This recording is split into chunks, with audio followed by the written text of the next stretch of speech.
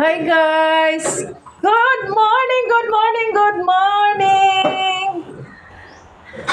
Maayong buntag sa lahat. Guys, alas 7 na. Ang oras natin is alas 7 na ng umaga. Kagigising ko lang guys. Kumusta sa lahat? Sa lahat! Kung saan mang mundo kayo ngayon. Thank you for watching sa akong mga vlog. Maraming salamat sa manonood. Good morning po sa inyong lahat. Ayan guys, magluto kami ng ulam. Ganun pa rin. Isda at saka malunggay. Ayan. Kailangan lang talaga isda at saka sabaw-sabaw lang guys dahil masakit ang ating sikmura. Parang may ulcer ako guys. Ayan. 4 na araw na o 5 araw na yung sumasakit yung sikmura ko guys. Umiinom ako ng omeprazole. Tingnan natin guys. Punta tayo sa labas. Kasi andun yung anak ko. Pinalinis ko ng sasakyan. Parang ayaw maglinis kasi gusto pang matulog ba. Sanay kasing matagal gumising. Yeah, ang tubig kasi namin is minsan lang maagas guys ba ang aming tubig.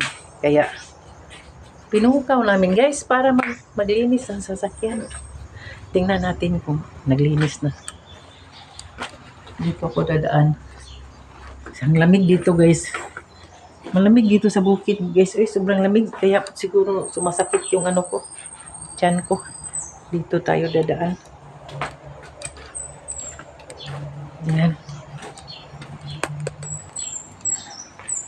Maraming tubig kasi umuulan. Pero marami din namang ano ba sa Tagalog ang nag-agas? Ay, naagas man yung tubig namin gripo guys. Kaya yan. Linis tayo ng sasakyan. Tamtam, asa ka? Ha? Yan.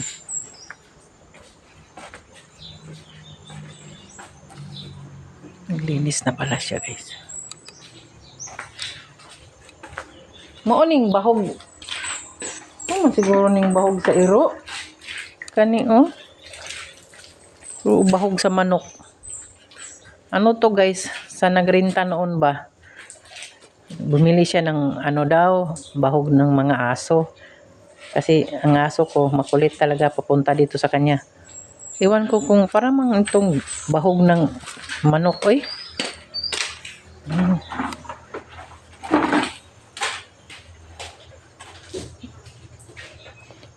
Shampoo imong gibutang deb.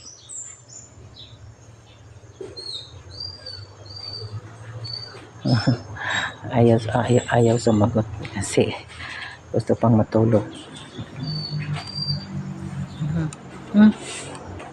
May dito Anong tawag niyan guys? Ayan. Yung asawa ko noon guys. Grabe ka stricto yun. Yung sasakyan niya kailangan talaga laging malinis na malinis. Kailangan malinis na malinis talaga. Pag pag pumasok ka sa loob. Ako. Sabing yaw-yaw, kailangan yung mga sapatos or sandal. Lalo na pag bagong linis na. Kailangan talaga. Magbagot-bot yun guys ba? Magbagot-bot. Kailangan malinis na malinis. Yung itaktak mo talaga yung sinilas at saka sapatos. Kasi talaga, stricto talaga yun. Napaka-stricto. Sabi yun. Sabi ka-stricto pag may edad na guys. Pag may edad na at saka may sakit. Nako. Mahirap mong maintindihan. Kailangan mahaba yung pasensya mo. Ako noon na-stress ako kasi kasama naman kami lagi pag magtrabaho. Kasi ang trabaho namin is nag-ahinti ba guys? Ahinti kami. Ahinti kami ng mga lupa. o nagpa-process kami ng mga papers na yung kung sino yung magpa-approve ng lupa nila o magpa-titling ng lupa nila, yun ang trabaho namin. Yung mga project sa government, ayan, yun ang trabaho ng asawa ko. Kaya araw-araw nagbibiyahe kami mula nung may sakit na siya. Araw-araw nagbabiyahe kami guys, believe ko, kahit may sakit guys. Ganon pa rin ang ano niya. Sobrang sipag. Sobrang sipag talaga guys. Kahit may sakit, maagang gumising talaga yan. Mas maaga pang gumising sa mga walang sakit. Yung asawa ko, grabe yun. Nako, bihira ang taong ganyan. Napakasipag guys, kaya siguro madali siyang nagkasakit kasi sobrang sipag guys, sobrang sipag. Napakasipag na tao. Nung bata-bata pa siya, wala pa siyang sakit guys. Yung gabi gawing araw. Oo, kasi iba pag ahinti ka, mahirap yung trabahong ganon. Pag gabi gawing araw, gawin niyang araw yung gabi.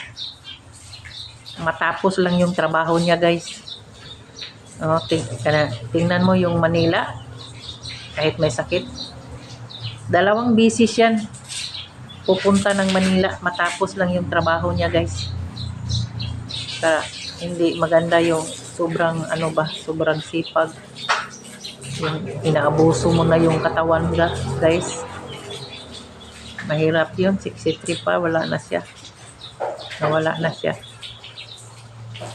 Yun lang naman ang pinaka maganda sa kanya.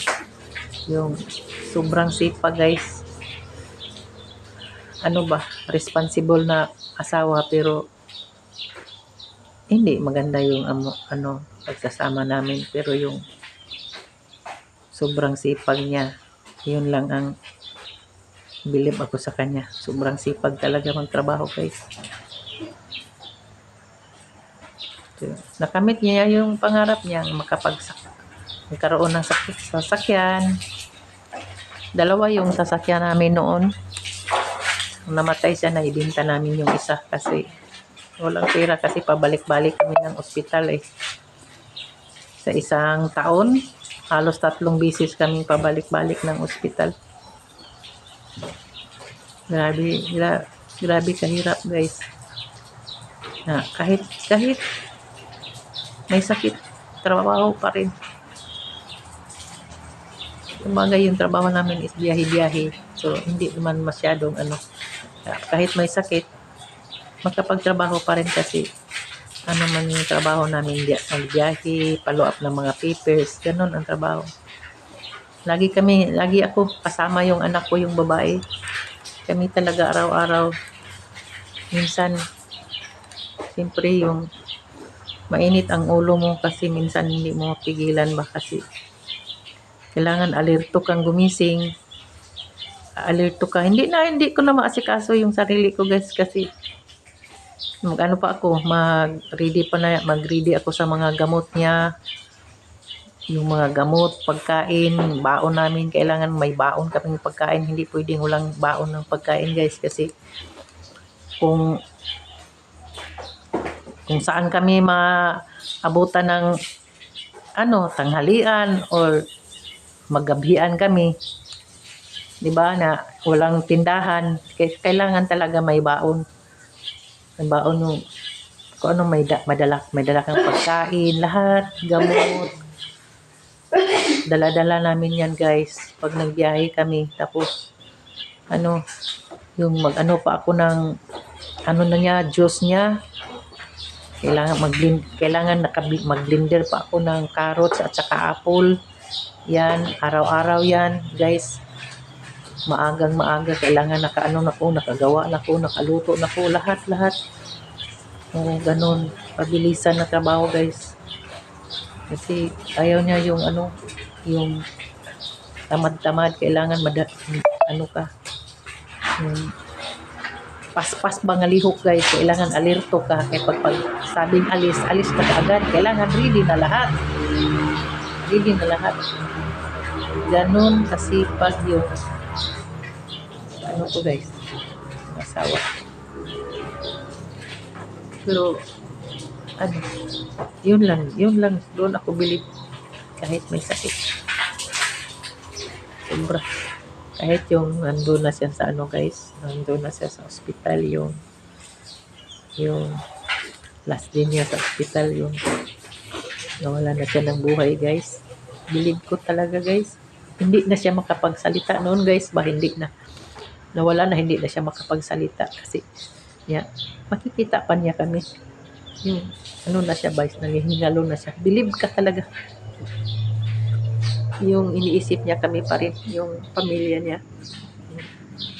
Yung kasi may nag-ano kami sa amo namin na mag-ano ng pera ba, maghangyo, ano ba sa Tagalog yung hangyo.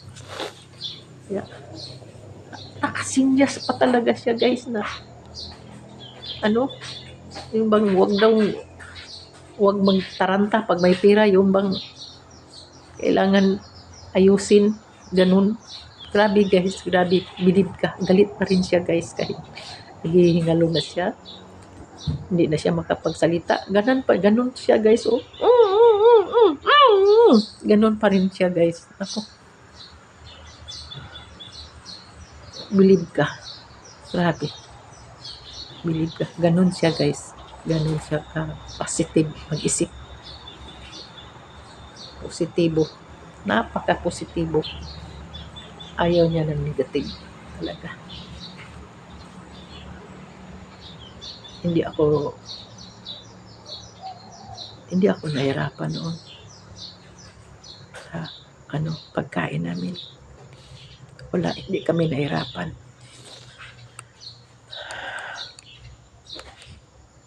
Kaya yung mga anak ko, mahirap pala guys pag medyo maganda yung buhay nyo. Mahirap ang mga anak nyo. Mahirap na sanay sila. Hanggang ngayon, 1 taon pa naman namatay yung asawa ko guys. Sanay silang yung parang walang plano sa buhay ba. Yung bang hindi mo nakitang magsikap ba. Yung bang yung mga ganun ba guys. Parang tamad sila. Yun ako nahirapan guys. Ngayon. Sobrang hirap. Kaya siguro yung sikmura ko laging masakit kasi hirap kami ngayon eh. Hirap yung buhay namin ngayon. Sobrang hirap.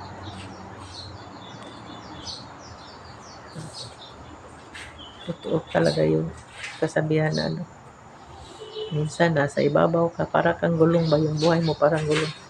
Minsan nasa ibabaw ka, minsan nasa sa baba ka.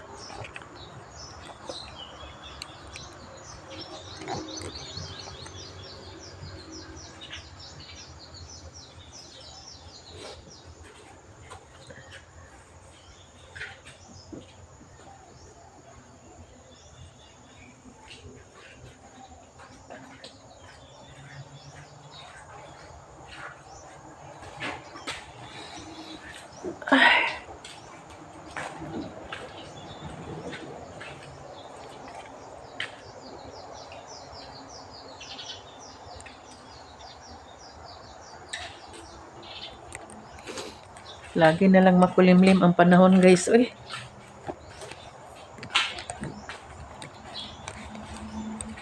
Ilang araw na itong makukuan ba? Laging umuulan. Araw-araw umuulan talaga. Ayan. Yun lang ang masasabi ko.